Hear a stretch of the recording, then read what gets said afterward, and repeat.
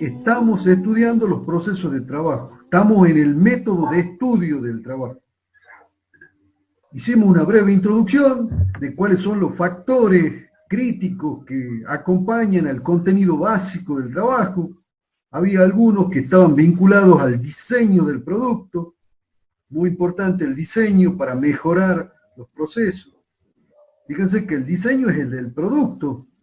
Pero mejorado el producto, curiosamente se mejoran también los procesos con los cuales fabricamos el producto. Entonces, Kaoru Ishikawa, de manera muy certera, verificó que la fuente básica de la calidad está en el diseño. Y también podríamos hacer la misma observación sobre el estudio del trabajo. La fuente básica de la mejora del estudio del trabajo está en el diseño del producto.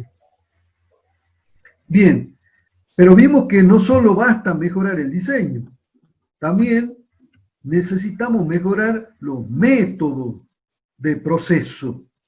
Y entonces, por lo tanto, justamente lo que estamos estudiando es una herramienta para mejorar los métodos de proceso. También teníamos contenidos adicionales de trabajo por problemas de gestión, ya no métodos solamente para ejecutar un trabajo, sino toda la gestión de inventario, la gestión de las máquinas, el mantenimiento, la gestión de materiales, etc. La gestión es también responsable, cuando no se hace adecuadamente, para agregar contenidos extras, contenidos de tiempo improductivo al contenido básico del trabajo. Y por último teníamos los tiempos improductivo debido al trabajador.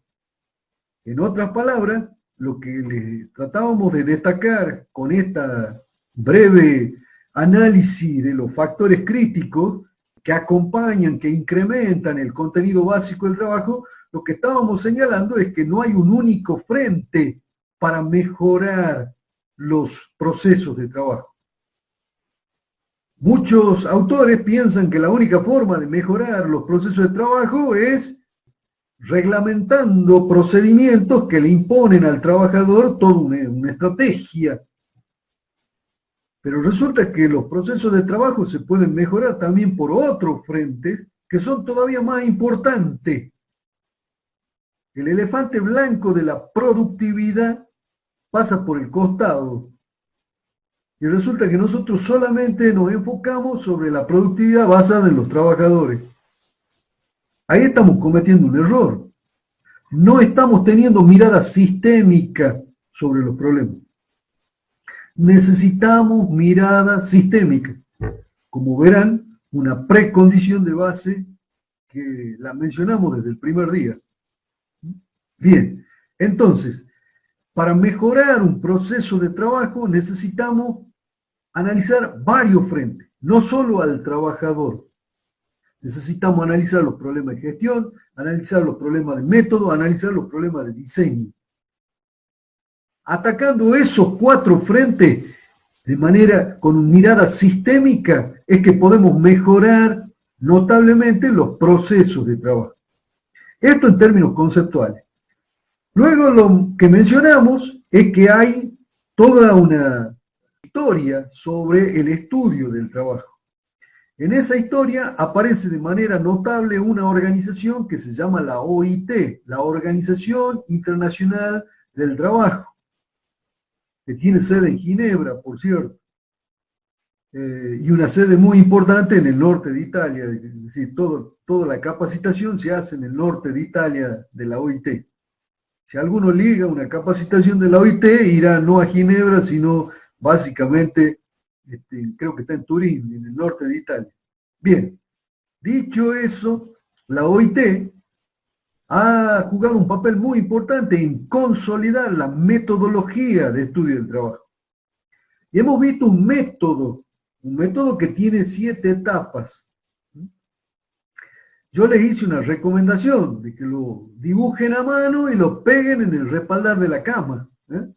No sé si ya lo han hecho. Pregunta. Bien.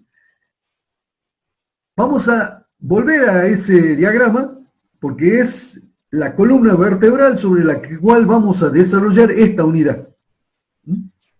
Permítame entonces que ponga en pantalla el método. Nosotros avanzamos sobre algunos de los primeros aspectos y ahora vamos a recuperar algunas de las herramientas que vamos a trabajar justamente en esas etapas. Pongo en pantalla. Recién mientras le comento que todas las personas, los dos únicos que no supieron el método de trabajo fueron los que rindieron mal. No es para meter presión, simplemente para que, digamos, ustedes tomen conciencia nada más. Yo corroboro lo que dice Pablo. Le hicimos una pregunta justamente del método, no supieron responder. Y por cierto, cuestiones elementales, las que estamos viendo ahora. Nada más ni nada menos. Por cierto, ya que lo menciona Pablo, solo un breve comentario. Tanto en los parciales como en el final, no preguntamos nada que no hayamos visto en clase. Exacto. Repito, no preguntamos nada que no hayamos visto en clase. Y ahí se nota a la clara los que vinieron a clase y los que no vinieron a clase. Bien. Perfecto. No se haga problema, Olmedo pregunta cuál es el ratio. No, acá no hay ratio, no. Digamos, si sabe, aprueba. Si no sabe, no, pero... Permítame un detalle, ya que pregunta Olmedo, y una pregunta interesante la de Olmedo. Carlos, ¿no? Carlos Olmedo. Sí, señor.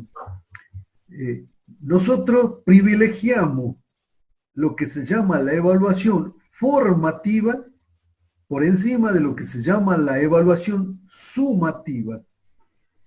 Los números son importantes para la nota, pero más importante para nosotros es verificar que ustedes saben. Nos importa que ustedes aprendan, no solo la nota que se saquen. Por cierto, la nota debe ser una consecuencia de lo anterior, no al revés. No tenemos ratio, como bien lo decía Pablo. Lo que tratamos de verificar es que ustedes sepan conceptos clave. Conceptos, herramientas. No les pedimos fórmulas, no les pedimos que se acuerden nada de memoria. Pero hay a veces secuencias que son importantes porque demuestran cierta lógica de análisis de los problemas. Y es como un peine, me peina las ideas. Yo cada vez me peino menos, por cierto, pero bueno, para los que tienen pelo, gracias. Un buen concepto es como un peine, peina las ideas. Entonces, es muy importante, no les pedimos, como les digo, fórmulas de memoria, nunca. Nunca. Pero sí los conceptos básicos, cómo están enlazados entre sí, las variables, pensamiento crítico. Sí, adelante, Pablo, por favor.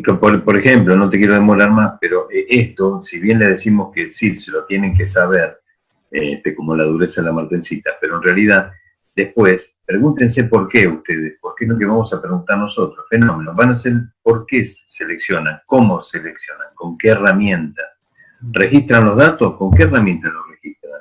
¿Y para qué se hace?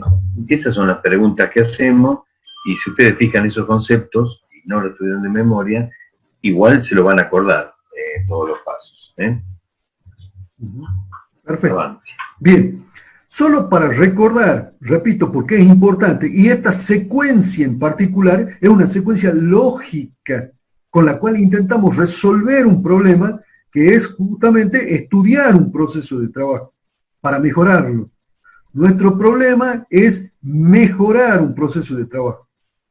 Ese problema lo vamos a resolver con esta secuencia lógica que plantea el método. Bien, en esa secuencia primero lo seleccionamos al método, partimos del, digamos, es una perogrullada, pero es importante. Cuando vimos gestión de proyectos, comentamos una afirmación muy interesante de Alberto Einstein, que dice que el primer paso en la resolución de un problema es identificarlo. o lo que es lo mismo, seleccionar el proceso, identificar el proceso, es el primer paso en la resolución del problema. Siempre. Entonces, lo que estamos tratando de transmitirles son herramientas para resolver problemas.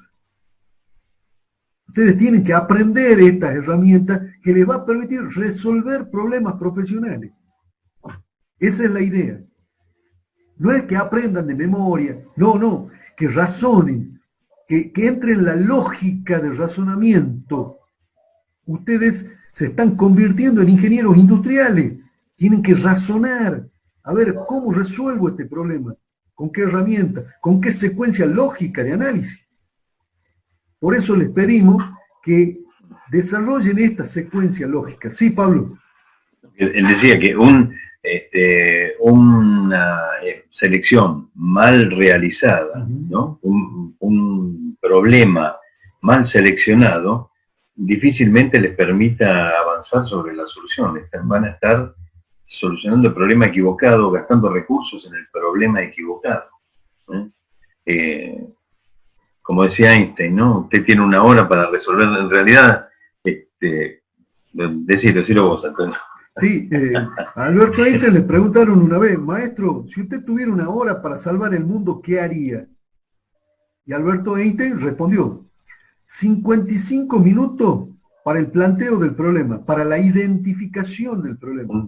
5 minutos para resolverlo.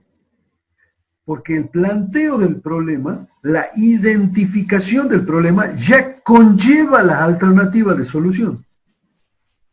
Por eso esta primera etapa que figura acá de selección es la punta del ovillo complejo.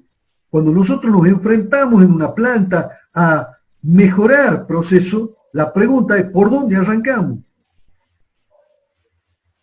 Y la respuesta es, tenemos que seleccionar el proceso y para ello necesitamos identificarlo acabadamente a ese proceso con el que vamos a arrancar. Vimos que había 3 criterios, por ejemplo, que se podían combinar además. Criterios económicos, criterios tecnológicos, criterios humanos o sociales. Podíamos combinarlo, inclusive hasta los 3 lo podemos combinar, para elegir aquel proceso con el cual vamos a arrancar. Bien, por cierto, si les toca a ustedes hacer un estudio de trabajo en una empresa, arranquen con aquel proceso con el que puedan obtener una victoria desde el inicio, que no sea necesariamente demasiado importante, pero sí que obtengan una victoria segura, porque la victoria hace de efecto demostración, demuestran que se puede, y después van por más. Bien, volvamos al diagrama. Selección. Vimos 3 herramientas. Vimos el diagrama de Pareto, ya vamos a volver sobre él. El diagrama de espina de pescado de Ishikawa. El diagrama de Pareto no era un diagrama causal. El diagrama de espina de pescado de Ishikawa sí es un diagrama causal.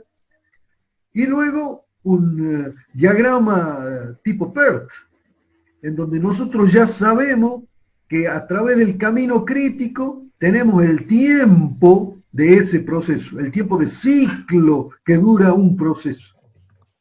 ¿Queremos mejorar el tiempo de ciclo? Tenemos que atacar las tareas que están a lo largo del camino crítico. Por cierto, no nos da la vida. Cuando hablamos de gestión de proyectos, dijimos que cuando una empresa tiene varios proyectos, podía ocurrir el caso que algunos de las tareas que no están sobre el camino crítico pueden volverse críticas porque comparten entre todos los proyectos un mismo recurso. El PERT se pensó cuando yo tenía un proyecto, pero hoy las empresas tienen no uno, tienen varios proyectos. Y al tener varios proyectos, algunas de las tareas que no eran críticas, que no pertenecen al camino crítico, por compartir recursos comunes que se agotan, son limitados, pueden transformarse eventualmente en tareas críticas. Por lo tanto, el diagrama PERT puede en algunos casos elegir una tarea que no sea crítica, pero que se pueda transformar en crítica porque comparte un recurso escaso. Bien. Cuando veamos PCP, vamos a ver teoría de las restricciones. No nos da la vida para verlo aquí en Organ, pero sí vamos a ver en PCP. Y vamos a ver qué estrategia nos planteamos para resolver esos problemas.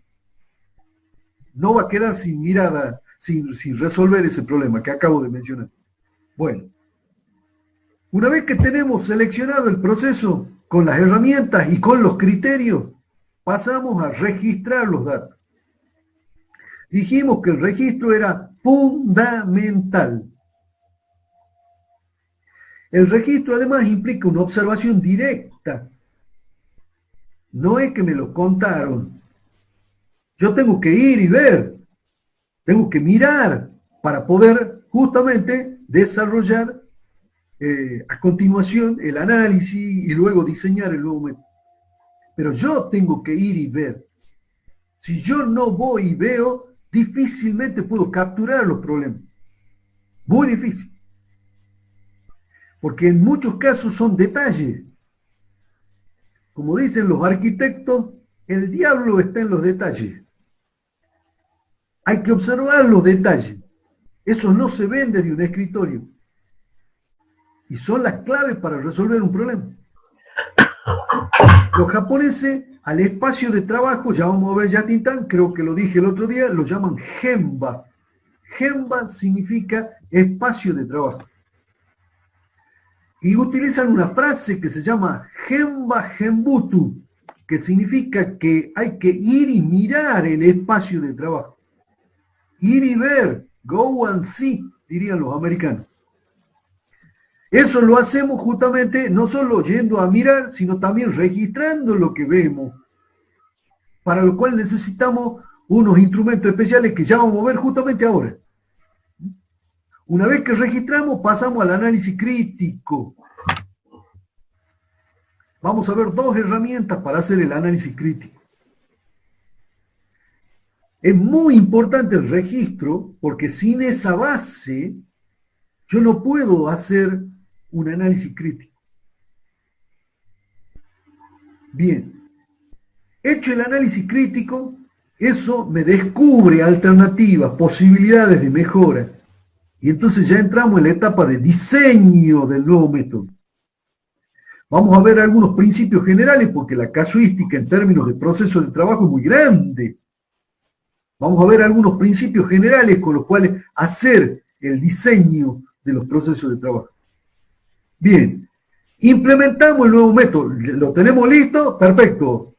Implementamos. Vamos a ver las condiciones, que son en realidad condiciones necesarias, pero no suficientes. Son buenas prácticas, que son condiciones necesarias, pero no suficientes para garantizar el éxito del nuevo método. Es muy importante esas condiciones porque, lamentablemente, la implementación es el cuello de botella crítico. De todos estos procesos que están acá, de estos 7 que están acá, el crítico, el cuello de botella se llama implementación. Así le dicen en mi barrio. Implementación. Si la implementación falla, por más que tuvieron bien hechos todos los pasos anteriores, hemos fracasado. El método mejor diseñado pero mal implementado es un fracaso. La implementación es un cuello de botella crítico. Y esto les va a pasar en cualquier tipo de cambio que ustedes se planteen en una organización.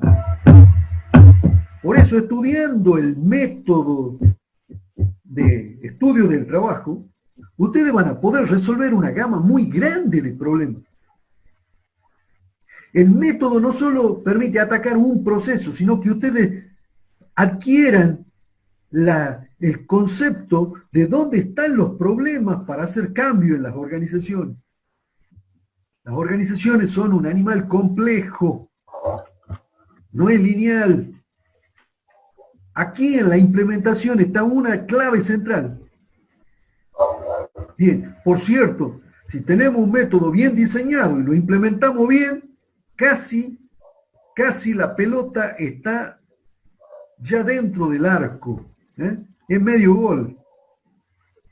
Bien, una vez que implementamos, pasamos a medir el tiempo de este nuevo proceso. ¿Podemos usar la medición de tiempo antes? Sí, por ejemplo, cuando registramos, si el proceso que hemos elegido no tiene ningún dato anterior. Pero esos tiempos que medimos acá hay que tomarlo con pinza, porque si no hay un método establecido de base, cuando yo ejecuto el proceso puedo hacer distintas variantes. Y entonces comparar esas variantes es comparar perros con gatos. Vamos a ver que para poder comparar necesitamos que el método funcione siempre con el mismo procedimiento. Entonces ahí son comparables los tiempos. Perfecto, medición de tiempo. Vamos a ver los distintos tipos de medición de tiempo, 3 básicamente. No me adelanto, ya la vamos a ver. Y con ello vamos a obtener una magnitud que es central, ya la menciono. Se llaman los tiempos estándares. El tiempo estándar es uno de los instrumentos básicos de la ingeniería industrial. Sirve no solo para, por cierto, estudiar los tiempos de un procedimiento, de un proceso. Con los tiempos estándares vamos a calcular capacidad, con los tiempos estándares vamos a planificar, con los tiempos estándares vamos a definir los sistemas de incentivo a los trabajadores, con los tiempos estándares vamos a definir los costos del producto. Tiempos estándares. Una magnitud de elevada importancia en la ingeniería industrial, que no sirve solo para el estudio del trabajo, como verán, sirve para un montón de otras cosas. Entonces, medición de tiempo. El resultado final que ustedes tienen que sacar de la medición de tiempo es el tiempo estándar con el cual se va a ejecutar el procedimiento. Pero con ese mismo tiempo estándar vamos a calcular un montón de otras magnitudes centrales para la ingeniería industrial. Y por último, tenemos el seguimiento y monitoreo del nuevo método.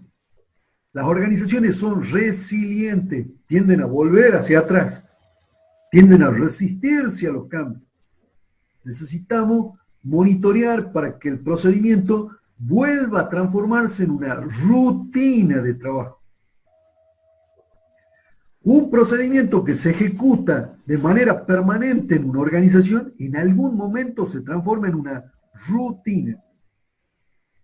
Taylor, cuando estudió el proceso de trabajo, no incluyó el concepto de rutina, porque para él, los trabajadores, se les daba una orden de ejecutar un procedimiento y eso bastaba. Por cierto, se equivocaba. Tiempo después se desarrolla el concepto de rutina. El concepto de rutina lo consolidan en la década del 80 dos grandes pensadores norteamericanos. Uno se llamaba Richard Nelson y el otro se llamaba Oswald Winter. Entre ambos consolidan el concepto de rutina. Por cierto, a finales de la década de los 50, también otro interesante estudioso norteamericano, se llamaba Simon el hombre, le dieron un premio Nobel a Simon. Simon introduce por primera vez el concepto de rutina. Simon era un gran estudioso de las organizaciones. Y lo que descubre es que cuando un procedimiento, yo lo he repetido tantas veces, que a la final lo termino automatizando, lo termino haciendo casi un hábito, ahí lo he transformado de procedimiento en rutina.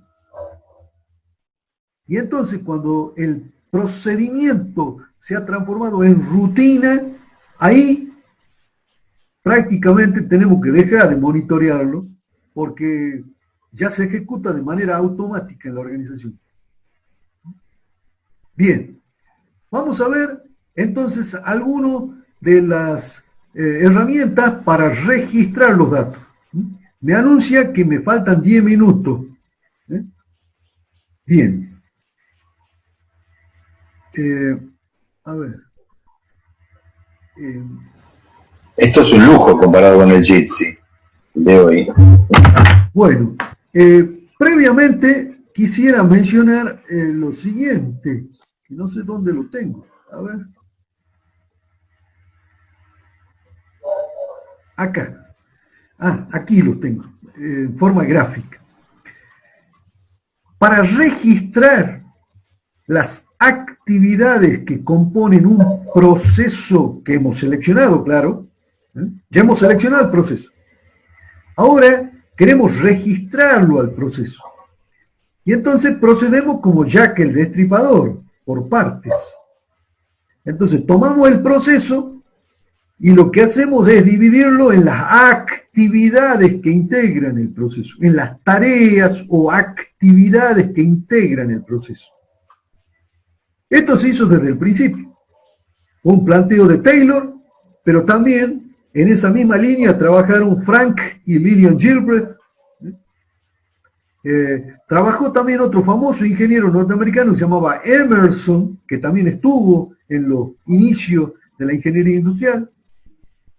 Bien, todos aquellos que desarrollaron el taylorismo, fordismo, todos aquellos ingenieros fundamentalmente norteamericanos,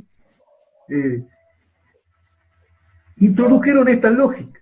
Para estudiarlo al proceso había que dividirlo en partes, en actividades, en procesos elementales. Ya un famoso, en este caso es europeo, se llama Georgescu Roentgen, que también estudia los procesos de trabajo. Era rumano de origen, pero terminó viviendo en Estados Unidos, y él es el que introduce el concepto de procesos elementales, o actividades, o tareas, sinónimo los tres. Entonces yo tomo un proceso y lo divido o en procesos elementales, en actividades o tareas, y trato de estudiar cada una de estas actividades por separado. Allí aparece un concepto muy interesante. Se desarrolla lo que se llama la norma ASME 101. La norma ASME 101 clasifica estas actividades en 5 grandes grupos. 5. La primera la llama operación. Son todas aquellas actividades que agregan valor en el proceso. Repito, las operaciones son actividades que implican transformaciones de naturaleza física, química o también de los datos, transformaciones que agregan valor al proceso y al producto. Por cierto, permítame definir de manera sencilla qué es valor. Michael Porter lo define de manera sencilla, pero de manera muy también lúcida. Dice Michael Porter: valor es todo aquello por lo que el cliente está dispuesto a pagar. Repito, valor es todo aquello por lo que el cliente está dispuesto a pagar. Si el cliente paga por menores tiempos de entrega, ese tiempo de entrega menor está generando valor para el cliente. Y como genera valor para el cliente está dispuesto a pagar por ese menor tiempo de entrega. Por cierto, estoy haciendo un enfoque del valor estrictamente desde el punto de vista económico, porque el valor también tiene conceptos de naturaleza, por ejemplo, social, por ejemplo, ambiental. En la actualidad, cuando hablamos de valor, estamos tratando de mirarlo de manera más amplia al valor, no solo en términos económicos. Entonces, si tuviéramos que reformularla hoy a la norma ASME 101, diríamos que las operaciones son todas aquellas transformaciones físico-químicas, económicas y de información que permiten un agregado de valor en un sentido amplio. Un agregado de valor que no es solo económico, sino que también puede ser ambiental, casi diría yo, debe ser ambiental, en un valor que también puede ser social, porque el agregar valor en un proceso puede también incluir la reducción de la fatiga de los trabajadores. Y ese es un valor social. Bueno, repito entonces, valor es todo aquello por lo que el cliente está dispuesto a pagar o a aceptar.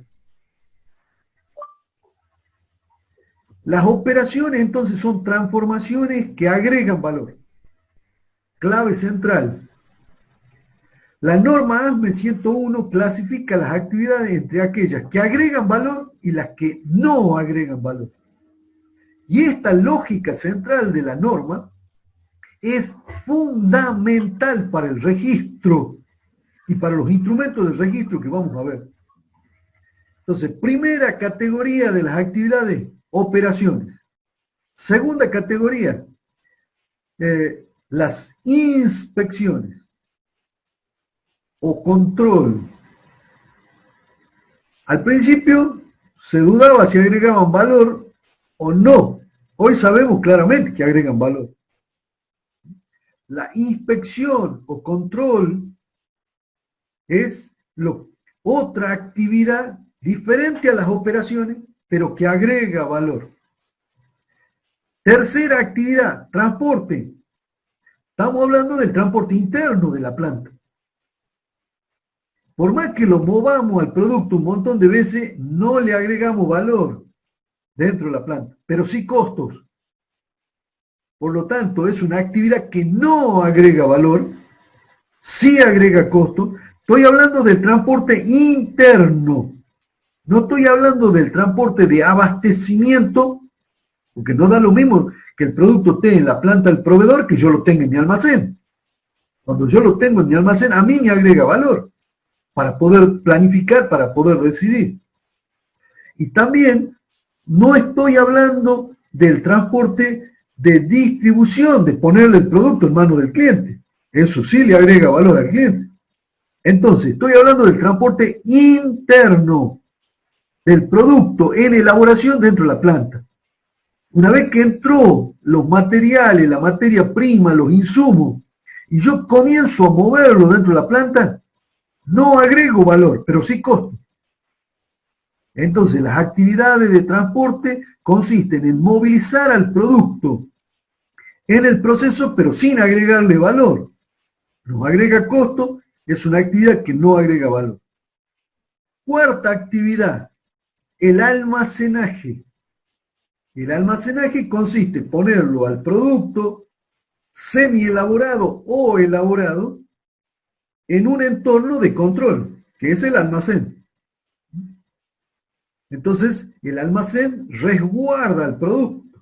En la fábrica tenemos rata de 4 patas, rata de 2 patas también.